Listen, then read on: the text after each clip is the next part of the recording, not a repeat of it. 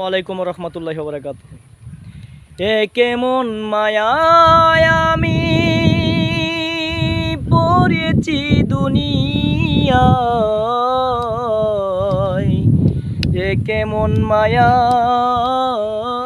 এ কেমন মায়ায়, এ কেমন মায়ায় এসে পড়েছি দুনিয়ায়। যে পাঠিয়েছে তার কোনো চিন্তা নাই, যে পাঠিয়েছে তার কোনোই চিন্তা নাই।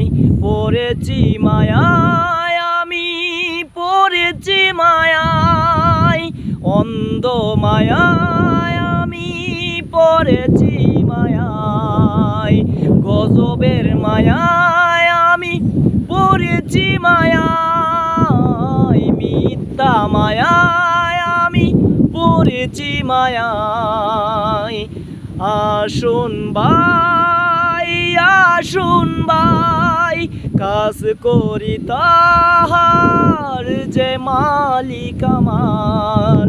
এ কোন মায়ায় পড়েছি মায়ায়, এ কোন দয়ায় পড়েছি মিথ্যা মায়ায়।